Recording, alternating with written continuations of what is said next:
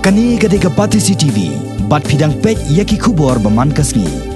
Henne kasngi ka kan reu turek ujemang, ka kan hon menteri jong ka sarkar ya senrap lang hapo ka jela, ka bah hapo ka syatri jong ka Meghalaya Democratic Alliance, kala song jelang banyak keren halor ki katu kan nikimat ki beran kam banyak keren kerki. Kawai nikimat balai keren hakan ki jelang kadai halor ka jing terwa jong ka tenan arts and culture jong ka sarkar jela ban thano sa kawai ka snat ka ban hap hapo jong ka nehi ka tenan ya ka ba on tem kum ka Directorate of Food Processing. Hadin ke jelang jong kan hon menteri kalai tai sani ba halor kini kapang bat ke jing terwa jong ketan art and culture ka sarkar Meghalaya Democratic Alliance hakan ke sngi kala munjur ya kan ke jing terwa.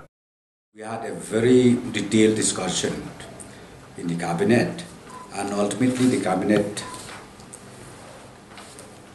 found that the proposal is very valid and genuine,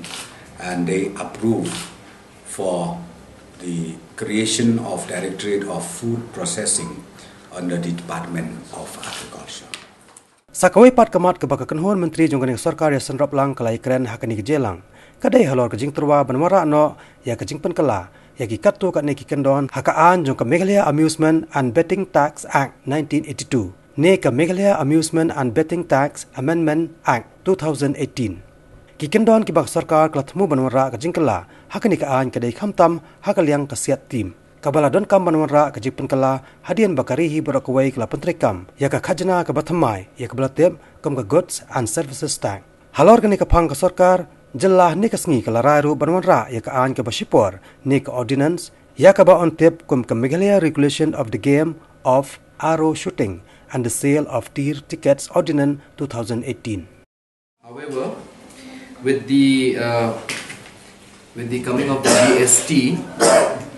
the Meghalaya Amusement and Betting Tax Act had to be subsumed.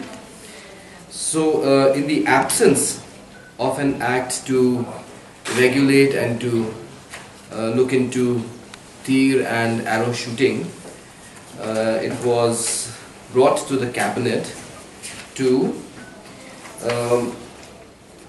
put in place through an ordinance Meghalaya Regulation of the Game of Arrow Shooting and the Sale of Deer Tickets Ordinance 2018.